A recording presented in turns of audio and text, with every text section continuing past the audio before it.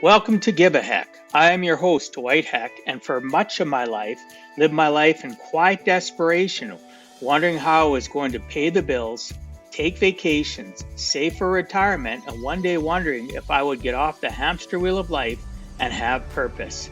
A life that most of society lives, which takes us to work, then home, then repeat, and pays us hopefully enough just to survive.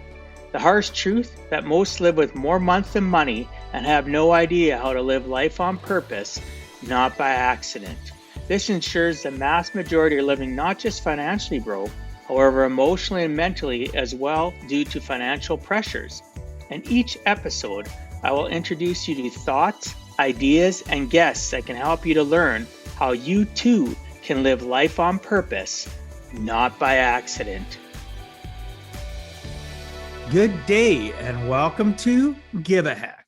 On today's show, I welcome Kay Suthar. Kay was born and raised in London, UK, and served as a police officer for several years before joining politics and becoming a campaign manager. Kay now is running her own business, coaching and training others. She is a business strategist, award-winning author, and speaker, and has made it her life goal to empower individuals, entrepreneurs, groups, and businesses to maximize their potential and expedite their success. By implementing a CEO attitude and opportunistic view in all of life's situations, she is able to help others find their true potential and achieve goals they never believed possible.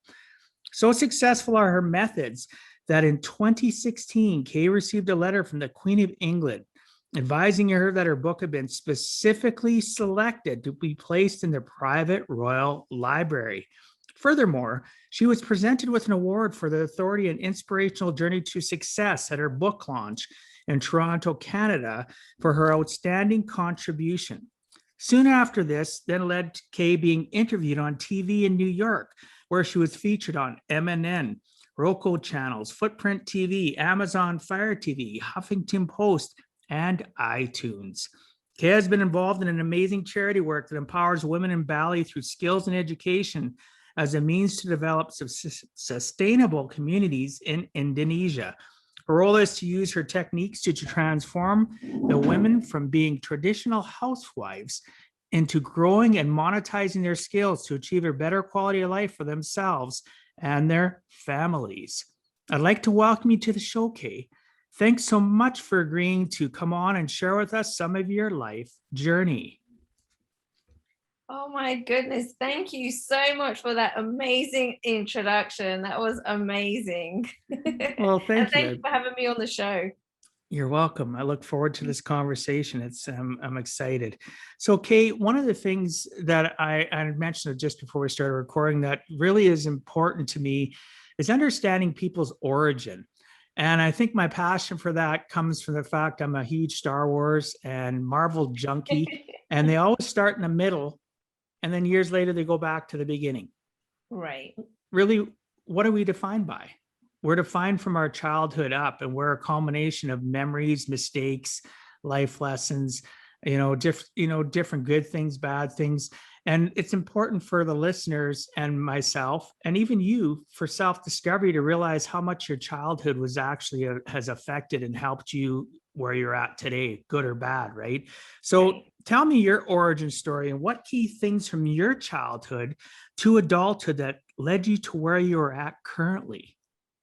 So I gotta say, there's gonna be one particular thing I didn't realize this until I started reflecting back, right? But from a young age, I've got to say, from about 5 years old, the number one thing that I never, ever, ever liked anyone to say to me is that I can't do something because I'm a girl.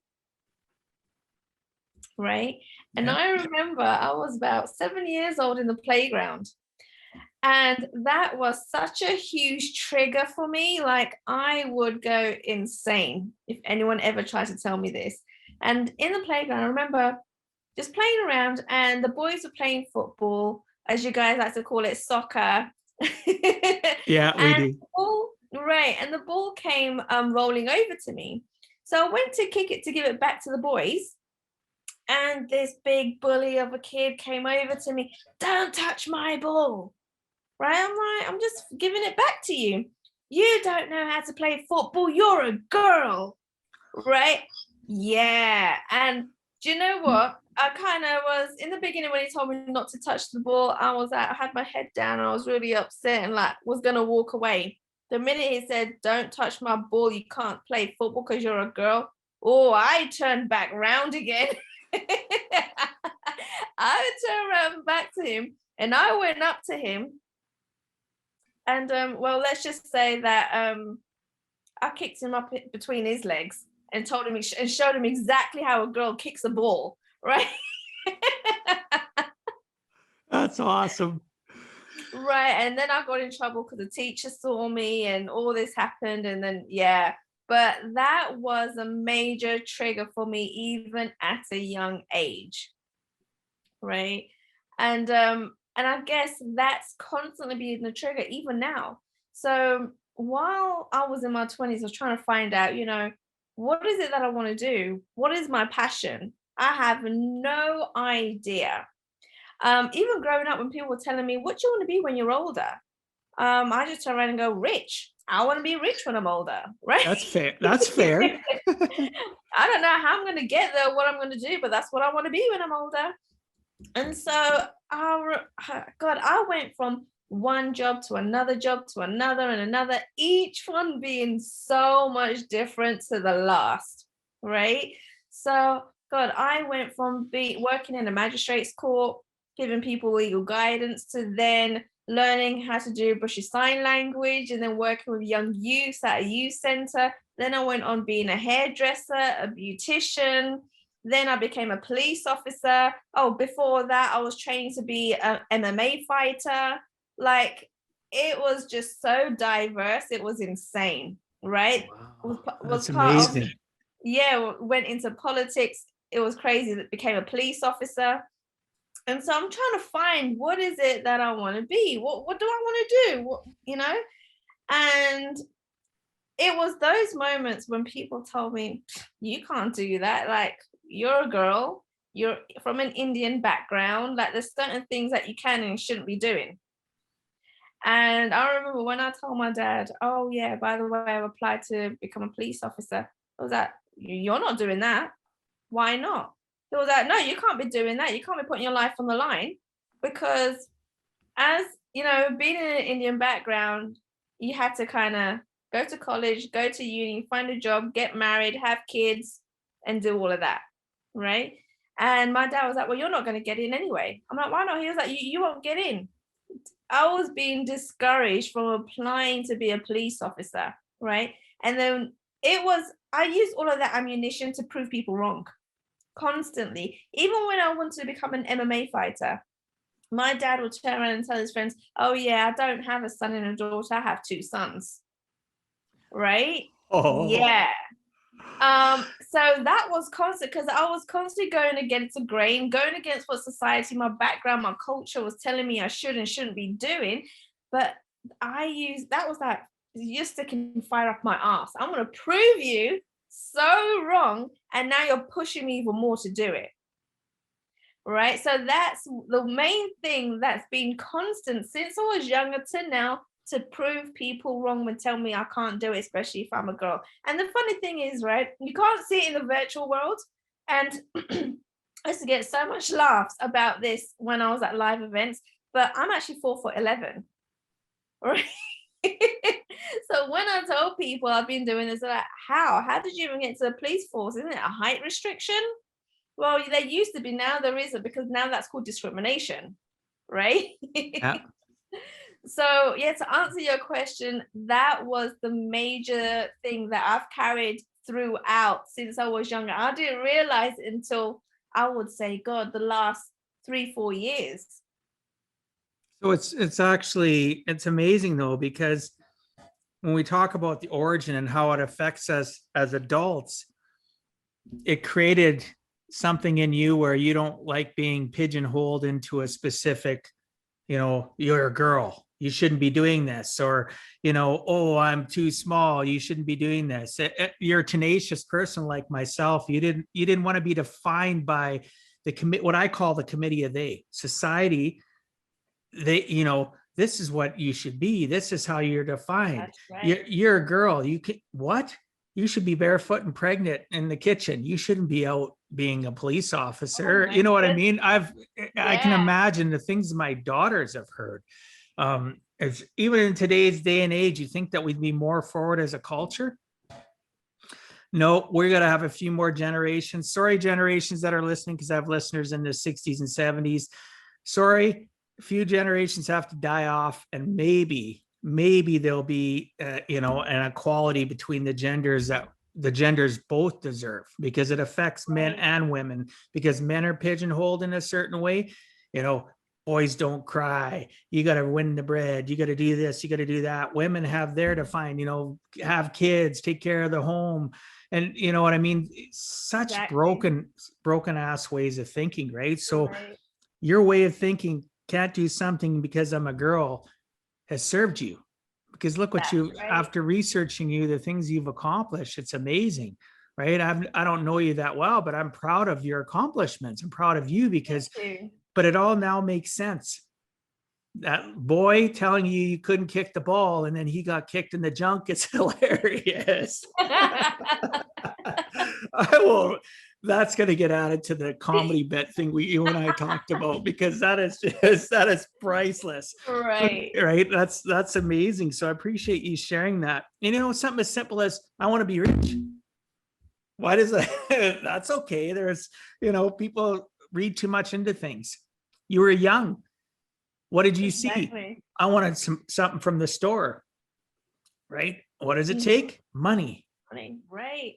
And I guess because my parents always told me that if I wanted anything, I had to work for it, get the money for it. Because guess what? Money doesn't just grow on trees. And even I've never heard that statement. Right. Even the argument was, well, hello, yes, it does grow in trees because it's made out of paper. That's what you taught me. Oh, I love it. I love it. They don't want us to be smart when we respond. That's right. They don't. And oh my God, I was so cheeky when I was younger. Everything my parents told me, I will find a way to reverse that back on them. I love that. I haven't heard that term in a long time. Cheeky. Don't be so cheeky. Exactly. Hey, mom, dad, can you explain what cheeky means? I wish I would have said that. Can you imagine? Right. My mom, well, basically I was just brought up to think that mums and dads know everything. They know everything, right? My mom and dad tell me that constantly. I'm like, Mom, how do you know? I don't know that it was going to be warm today. And she was like, oh, mums know everything, right? Yeah, of course. Right? I'll ask another question. She'll be like, oh, yeah, because mums know everything. Ask my dad will say this, and dads know everything, right? So then as I got older and older, and it's funny because I then was like, Mum, what's a tampon? Right? And all of a sudden she was like, where did you hear that word? I was like, I just heard it in like school. Someone's sister uses a tampon. What's a tampon? Right? And she's like, oh, you don't need to worry about it. I'm like, I'm not worried about it. I'm just asking, what is it? Right? Yeah, they avoid topics, so I don't get it. Yeah. And then when I got older, I was like, okay, let's talk about sex. And they're like, oh my God, like, no, we don't do that, especially coming from an Indian culture. You don't ever talk about things like that. Right? No, it doesn't matter if it's Indian culture or not. It's generational. Oh, there you go. They avoid it. They avoid talking about money. They avoid talking about sex. They avoid talking about tampons. They avoid talking about, don't say the word period. Oh, sorry, right. Listeners. Yeah, exactly. You know? Sorry, listeners, if I offended your ears. And so what I do, I even do it now, right? Just because I know they don't want to talk about it, I will mention it. It's awesome. Right? Poke the bear. Exactly. You know. I love you. I love you. That's awesome. My brother's always like, you're always winding mum and dad up. I'm like, isn't it fun? I'd love to hang out with you because I'd be joining along with you. Right?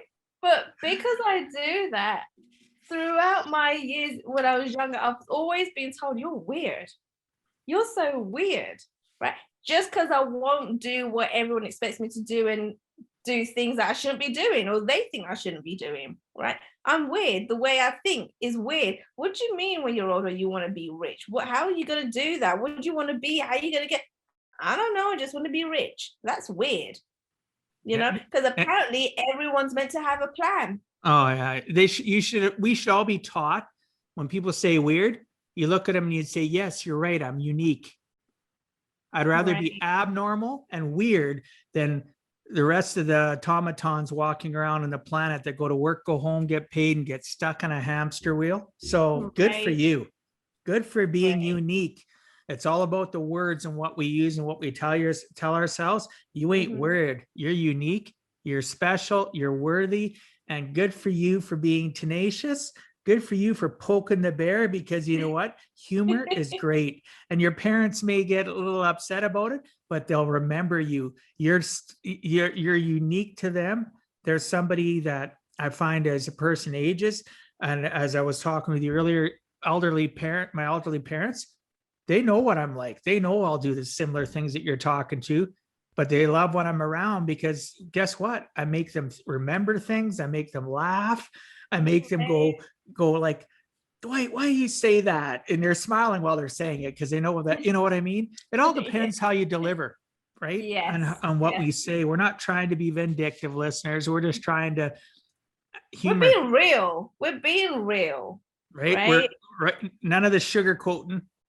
Kay and I are just gonna serve it up, take it or leave it. And that's why I've built a company that's called Uncensored. Oh, where is it? Uncensored Society, right? Because it's completely uncensored, right? You want to have that raw, real, relentless talk. And people are so afraid of doing it now. And I feel like society has got so sensitive, right? Oh gosh, you can't talk about anything. No, you can't. And we need to bring that back. Yeah, I should be That's able to what's going to talk get. about anything, right? And on my show, we talk about everything and anything because it's not called uncensored, but I give a heck about people and if I don't like being judged. And to me, as a Christian, there's only one person that can judge me, and it certainly isn't Kay. It isn't anybody else. It isn't. I shouldn't even judge myself. Live a good, honest, kind life, and just be straight up with people. Don't use words that are harsh. Learn how to say the same thing in a different way. It's not what you say, it's how you say it, It's right? your So languaging. That's right. yeah, so I Yeah. love the fact of the Uncensored Society. I think that's what attracted me a lot. So we're going to get into the next um, flow of questions that I have for you. One of the things though that I did not know, and I don't remember reading that on your site or in your bio. So you went, because this is going to flow into you being a police officer. You were legal, sign language, youth worker, hairdresser, MMA fighter, and police officer. My God, like unbelievable the journey you've been on.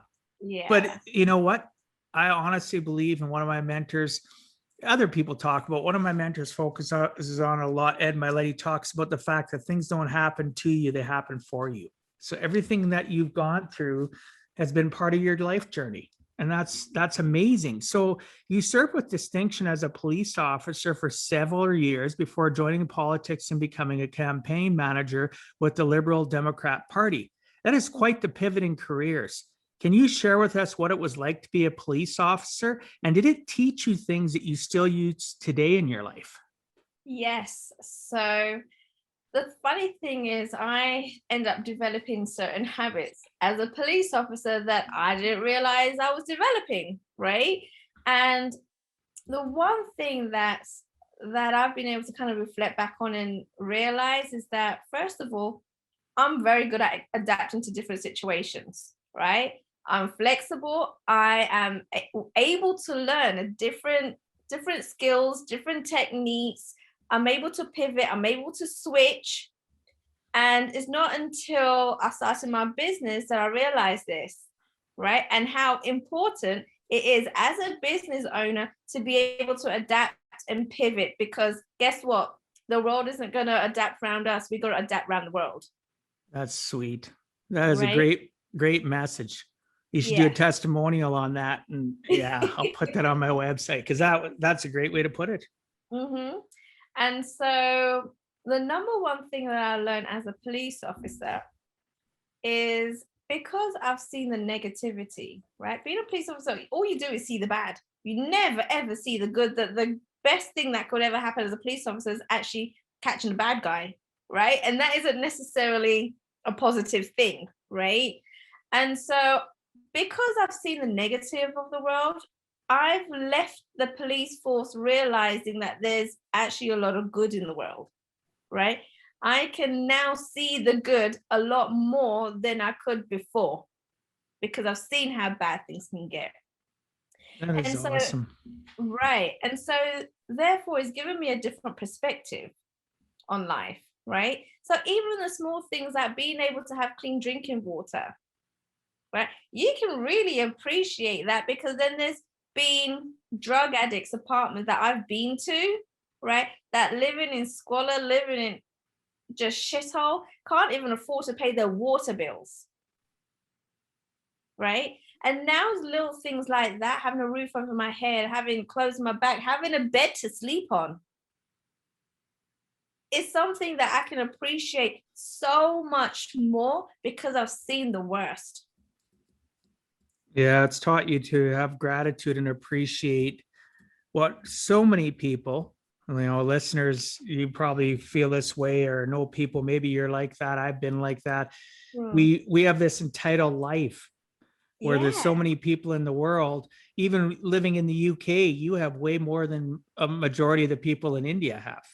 I have exactly. so many friends that are from India, that I have friends that still have gone back to India, and you listen to the stories of how different it is between one part of the country to the other, and we are blessed. So you learn because of being a police officer to see good easier and to appreciate and have more gratitude. That's a good thing because then you can Right. shine that light on others and help them Yeah. do that too. Because when you have gratitude for something as simple as having a bed, a roof over your head, food in the fridge, being able to walk, there's people that can't Mm-hmm. walk, having shoes to put on, there's people that don't Yeah. have shoes. You create positive endorphins in your head, as you know, right? And the Right. listeners, if you're unsure how to do gratitude exercises, reach out to me, reach out to Kay. We'll help you, uplift you, and understand that you have so much good in your life. Life has taught you to focus on so much negative. And Kay's journey has obviously got her to a point where she really appreciates it and now helps others, level up, which is a a thing, right? Yeah. I mean, Being censored is I have, bad. I said sorry, say being that again. I said being censored is bad, right? You need to Oh, what? learn, you need to They, be helped to oh, level up. definitely. If people think being uncensored is bad, then you need to be as bad as possible. Yeah. Right? But Yeah. I mean, what I've noticed, especially I guess in in the Western world, is that we're so fucking spoiled. Oh, we are. Wait, right? And We the are. complaints that I hear, even from my friends, right, telling me, "Oh my God, my boyfriend's done this and my boyfriend's done that," and I'm like, "Okay, but do you have your own house? Yes. Are you able to pay your bills? Yes. Do you have food in your stomach? Yes." I was like, now think about the people in Africa, and I bet you that they will trade their life in a minute for yours, Yeah. right? But you don't think about that. People do No. not think about that. And that's one of the reasons I'm so grateful for being able to move to Bali, right? Going to a third world country and seeing people that have so much less than you do, but guess what? They're so much happier. They're like the Oh, happiest people on the planet, they don't have right? that's because they don't have expectations to keep up with the neighbors or their relatives to own and possess, and materialism isn't their life. They're not driven Yeah, by it until unfortunately they get countries that come in and try to westernize them, which is sad, really, right. because there's so many unique cultures out there that need to be just left alone to develop on their own. And not everybody has to keep up with any country or any neighbor or relative. And yeah, it's amazing how your life has progressed. Yeah, I appreciate the fact that, just some of the things that you've gone through. You talked about, the certain habits. Became good at adapting, flexible, pivot, switch. You used all the words I love. It was great, right? And do you know what? To be fair, some of the directions I took in my life, I had to stop because of health issues. Right? So me even quitting my job as a police officer was because of this health issue that came up. Is it Big something you alarm want to bell. share? Is it something you would? Yeah, Go ahead. sure. Okay, so let me start with my MMA. First of all, right? I love to fight. I don't know what it is, but I like to beat the shit out of people. It's so much fun, right? Okay. Okay, I don't want to meet you anymore.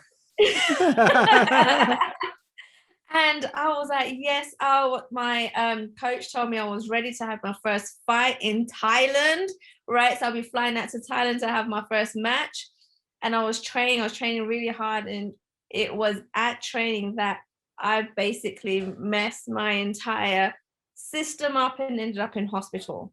So literally my spine just it all crumpled up, right? Which then had a domino effect on my shoulder blade, my shoulder, my neck, my hip, my everything.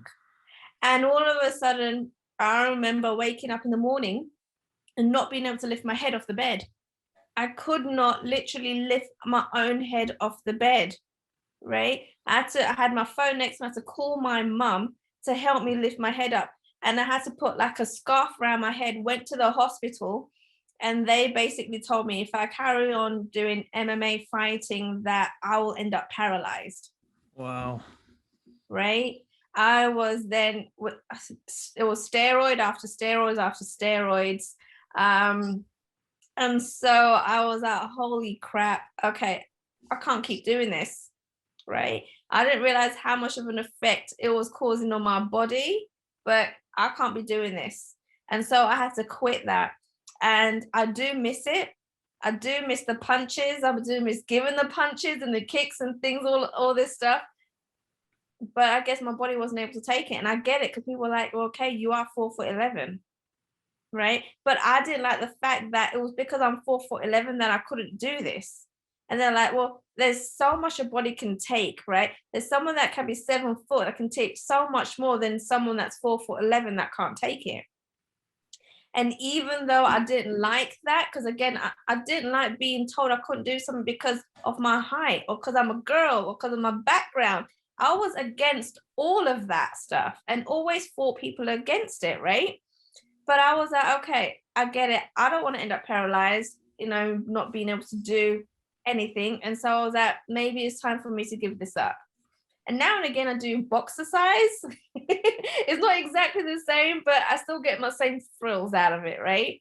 Sounds like a Billy Blanks kind of thing. There's a guy in the US called Billy Blanks that used to be a fighter, and because of health issues, he started teaching people how to use boxing and like with aerobics and stuff like that, right? So sounds similar. I mean, that was very similar when I went to Bali and I was actually teaching the women there how to defend themselves if a rapist comes up to them, right? Because apparently the rape rates in Bali is huge.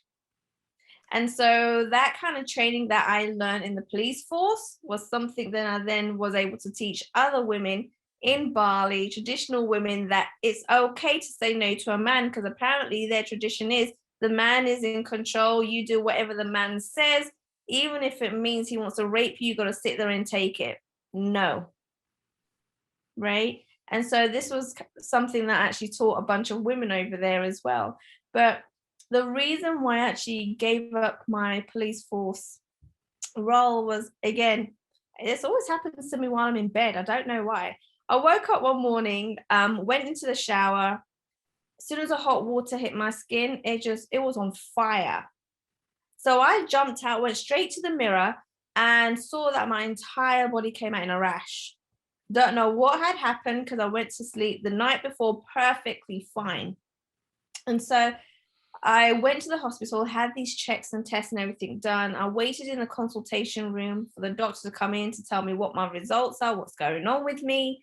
And I remember sitting there, him walking in, And he opened the door, stepped 1 foot in, looked straight at me, and he goes, "You are lucky you got here when you did." So I was like, "Well, what do you mean? What's going on?" And he goes, "If you didn't get here when you did, your throat would have closed up." And so I was like, holy crap. The first thing that came to my mind was, what if my throat closed up while I was asleep? I would never see the next morning. And then he continued telling me that this form of rash is really, really common when the body is overly stressed. And they say that stress is a silent killer, right? Now, again, I didn't realize how much it was taking a toll on me mentally, emotionally, physically to be a police officer. Because again, you are constantly in a negative environment. And I didn't realize that was affecting me so much, right? And so at that point, I was like, right, I can't carry on doing this and I have to quit my job. And that's exactly what I did. But what no one told me was the minute I quit my job as a police officer, that's when all these doors of opportunity started opening up for me.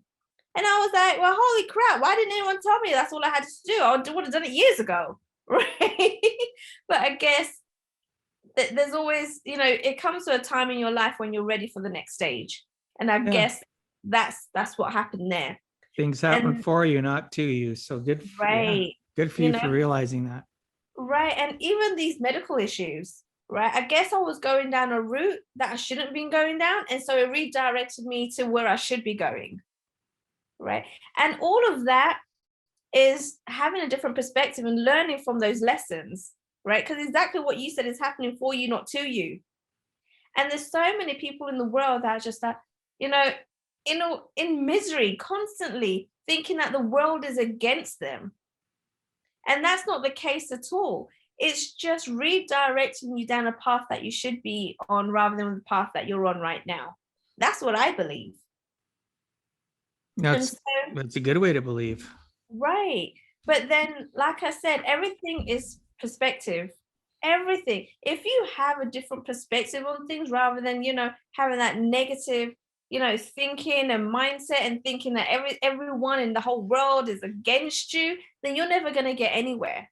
And you've got to be strong enough in your mindset when you have a business, because guess what? There's going to be so much shit that's going to be thrown at you, and you've got to be able to come up with a solution. You've got to be able to solve all these problems, right? And so if you're not able to do it in your personal life, you're not going to be able to do it in business life. 100%. I agree. People, the biggest problem is people quit too soon. And thank goodness Thomas Edison didn't quit, 1,000 tries at the light bulb later, right? Mm-hmm. Thank goodness people like him didn't quit, when so many people quit when success is just around the corner, because they don't have critical thinking abilities to say to themselves, oh, okay, I made a mistake, pivot, move on, switch, whatever word you want to be, flexible, move on. They get discouraged and they don't continue to push past adversity, and they allow the committee of they society to hold them back. And that's why mentorship and association with people is so important. But it's really interesting how your process of your life took you through specific life, handed you a rash, which made you realize it was time to move on. By you moving on because society didn't tell you, hey, you should quit being a police officer, you'll have so many more opportunities. Right. So the universe or God or whatever thought, okay, she's not figuring this out. Boom. Right. This is gonna happen for you, and you're gonna figure this out. And sadly, it seems like you've had a few trips to the hospital. But oh my God. Even is that that's your pivotal change in life? The hospital. Even the couple of years ago, I was in hospital because I had a motorbike accident. Right. Holy smokes. In Bali, and all of my right side basically was bandaged up, and guess what? I'm right-handed. Right? Oh my gosh. So, and still going with, still have internal effects of that I'm still dealing with, and going to chiropractor and osteopath and all this stuff. But at the end of the day, adversity is good, right? And just because you're going through some, bullshit in your life, it doesn't mean you're going to stop. It doesn't mean I'm going to stop living, right? I'm not going to be scared of everything. It doesn't mean I'm going to stop getting on a motorbike just because I had that one accident, Yeah, right? because I would pick it back up. you don't let fear control you, right? No, that's right. Fear And fear should be go on. Sorry. I'm someone that loves adventure.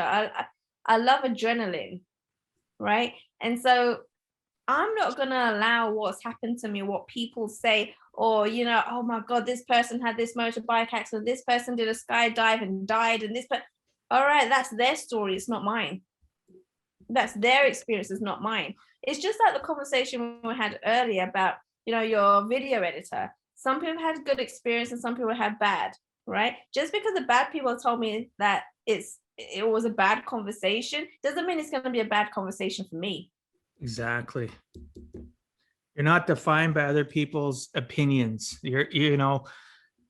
I always tell people, you know what, you just need to, oh, don't talk to that person. Don't do this. This is what you're going to experience. Okay, you experienced that, but I won't. So I appreciate you bringing that up. One of the things I did we're going to pivot away from that because I don't want to run out of time. And there's so many other questions I have that I really want to know the answer to. So, Kay, you've written a book called Never Judge a Book by Its Cover. Yes. About the adversity you faced with friends, family, career, relationships, and with your health, which we've touched on quite a bit of this. But can you please share what you went through and how you overcame the challenges that you mentioned or covered in the book, and how the book can help others? Yes. So the reason why I wrote this book, firstly, is because I feel like people have gone through similar situations as me, but they feel like they don't have a voice to speak out. And so when I describe some of the things I went through, I was in a relationship at a very young age, which was very abusive, right? I was kicked, I was punched, like everything you could think of. He came from, a very colorful background, should I say? And I kind of got involved with people I guess I shouldn't have got involved with. And so that led to other things. And without kind of saying too much, but some of the things weren't legal, right? And so I had to learn all of a sudden how to defend myself from the street, because that's what it was really all about. And when you know that you join gangs, well, then there's gang on gang wars and all this kind of stuff. And so all of a sudden, I'm in this relationship that's very volatile, in an environment that's very volatile because of the nature of what what these gangs all meant. And now I'm the girlfriend of this person that's in a gang. So you can imagine, right? There's so much hate. There's this war going on, and all of a sudden, if they want to get to him, they will come to me. And I totally lost myself in this relationship. All of a sudden, I didn't know who I was, what I was doing, because all I was being told by this person was the way I think is wrong, the way I dress is wrong, the way I talk is wrong, the way I walk is wrong, the way I do my hair is wrong. I could not get a thing right. And if I dare say anything to defend myself, well, that's when I was going to get a punch in the mouth or a kick in the rib. And through all of that, I remember one day, now this was going on for a number of years, and I didn't tell my parents, because my parents always told me that, no, you're too young to have a boyfriend. So me being me, what I'm going to do, I'm going to do exactly the opposite of what they've told me, because that's what I've always done, right? And so I remember getting up one day and I'm like, I'm freaking sick and tired of this. I'm done. Like, I was even at the point of being suicidal, but didn't even have the guts to do anything to myself. I thought about it and I just did not have the guts. And I remember I prayed and I prayed and I prayed for so long that, I would either die in my sleep, or a car or a truck will come and hit me, on the street, and I'll just die straight away. I prayed for it to happen because I wanted to stop this from happening to me. And in fact, I remember that I was crossing the street and it was a hit and run. A truck actually came and knocked me over on the street while I was crossing the road. Wow. Guess what? I got back up. I didn't have a scratch on me. Unbelievable. Not a single scratch. And I was like, oh my God, him up there, he's laughing at me. That you wanted to get knocked down, you're getting knocked down, but you ain't dying. There ain't time for you, right? And I guess I just got sick and tired of it. And I was like, I don't care now if I die, if I live, I'm not doing this anymore. And I remember one day got into an argument with him, and he knocked me down. I was on the floor kicking and everything. And normally I would always get up to defend myself, because people tell you that, you know, you always defend yourself, you keep getting back up. And that day I said to him, I stayed on the floor and I was like, dead or alive, I'm not coming back to you. So you make a choice. And that's what stopped him in his track. And he was like, what? I was like, if you're going to do this, you might as well kill me off, because I no longer want to be with you anymore. And that's it, I'm done. So dead or alive, I'm never going to be with you anymore. And it was at that point where he was like, he stopped. All of a sudden he stopped. And I remember walking away. But it was one of those things, because when you get involved in certain groups of people, it's very hard to walk away. And so there's a lot of things that actually happened, and my family had to get involved and actually had to move away because he knew where I lived. He tried to burn my entire house down with my family inside it. My family, we all had to up and leave in case he came back and was actually successful. Wow. So this was one of the stories, one of the things that actually went and spoke about. And when I wrote this book, I actually wrote it with my heart on my sleeve. And I remember there were certain things I was talking about, writing about, that I was actually crying while I was talking about or writing about it. Right. And so I wanted to get as vulnerable as possible and tell people that you can go through so much shit in your life, but it doesn't have to end there. Right. You make the choices. You most definitely have a choice. I made a choice to stay with him for so long and get abused by him. Right. But then I made a choice that I was no longer going to be doing this anymore and leave. And so my story and what I did and where I ended up, I want people to be able to read this book, be able to relate to it, but also know that if they carry on doing it, which road they're going to end up down. So they're able to pivot and switch their path as well. Right? That's awesome. It's impressive that your level of storytelling and your vulnerability of what you've gone through, and to not have written that book would have been a disservice. So you wrote the book to help and serve others, but it's also therapeutic for ourselves when you write a book. I know when I wrote my book, it was very cathartic and therapeutic for me too, to get it on paper, knowing it would serve others, but it served me as well. And I imagine it was a very serving process for you, a healing process, because you had to think about, why am I doing this book? How is this going to make a difference? Where am I getting to this point? Right? All this things that come up. So kudos to you. I actually went and looked at the book last night, looked at it on Amazon. I'm going to grab it. You don't have it on Audible, do you? Is it just on Kindle and you purchase like on Amazon? That's right. It's not on Audible at the moment. Yeah. So I'll have to buy the print version of it. Majority of the books I digest are on Audible. So we're going to most likely, listeners, have to have another podcast, because I never got to as many of the questions as I wanted to. But I did warn you. Yeah, and I'm not upset at all, right? It's just that some of these other questions, it would be unfair to ask you them when they could go into a 10, 15-minute discussion.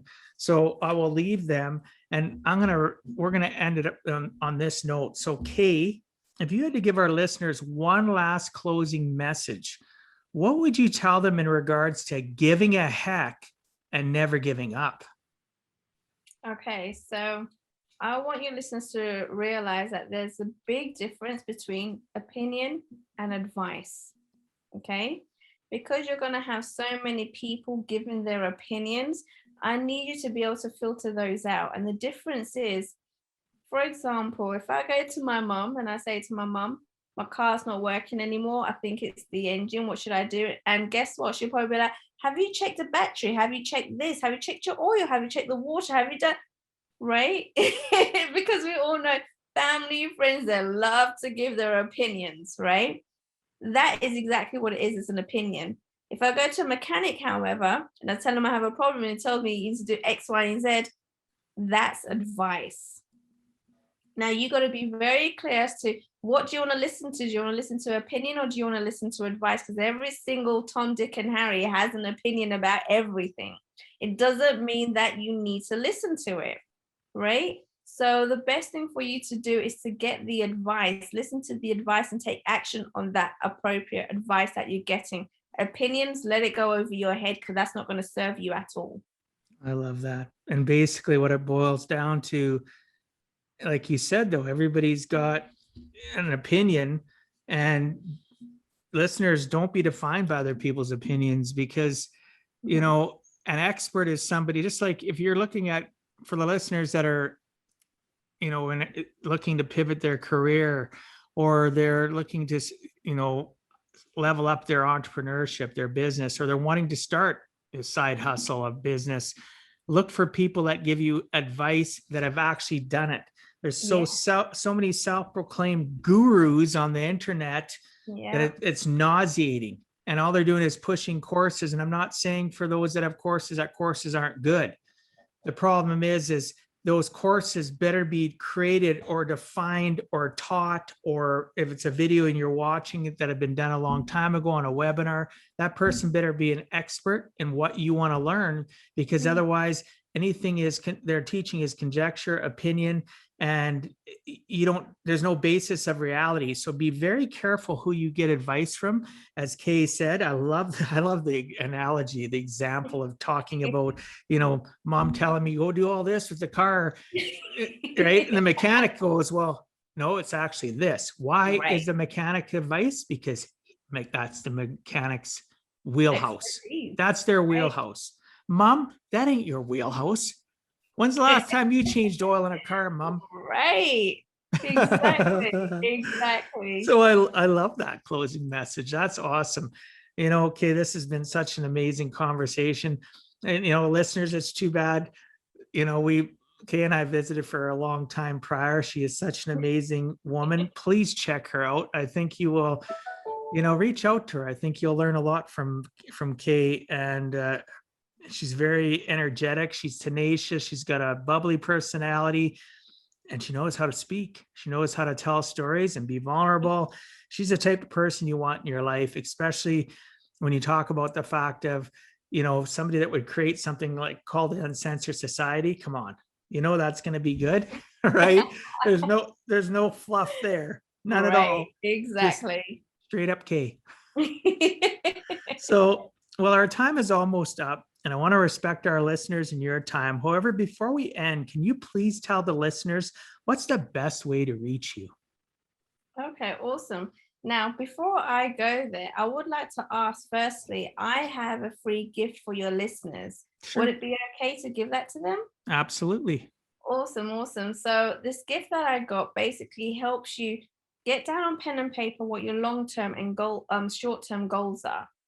And where I found that a lot of people tell me they just don't have the time because they've got kids, they're either working full-time and building their business, or, you know, they've got to come home and cook and clean and do all this stuff. What these worksheets and this video, how I explain on how to use these worksheets will do is actually help you see where you're using your time. And what most people are finding now, especially recently, that they're actually spending 6 hours of their day watching Netflix. Right? Which isn't going to serve them or their business or their clients. And so when you put it on pen and paper and have a look what you're doing on a daily basis, weekly basis, monthly basis, what habits need to actually change that's not serving you, and being completely aware of them. And then looking at the steps, the minor little steps you need to take on a daily basis to reach your long-term goals, right? And being able to switch up what's working and what isn't working is something that people can get started on doing now. So if you're not at a place that you want to be, then this is where you get started. It's a mini program. Won't take you like a bunch of hours to get through, but you want to put your own time in working out what's working for you, what isn't working for you, and actually figuring out what your goals are, where you want to be. And so if you go onto my website, www.uncensoredsociety.com, is actually on the top of the screen as well, which helps. And just download the program and get started. You'll be well on your way.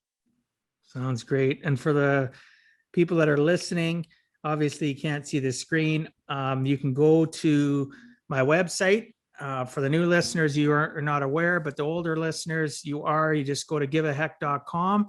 I have a podcast button, a portal. You can go in, you'll be able to see Kay's lovely face and read about her. And I'll make sure that's in the show notes so that you can find that. Or you can pull over if you're driving or you're jogging, stop and just pause it and put it in your notes that you go to the uncensoredsociety.com. But either way, you can always reach out to me too if you can't navigate the website, right? Which is really easy, but we'll make sure that you get in touch with Kay. So thanks so much for being on Give a Heck, Kay. I appreciate your time and sharing some of your experiences so that others too can learn it is never too late to give a heck.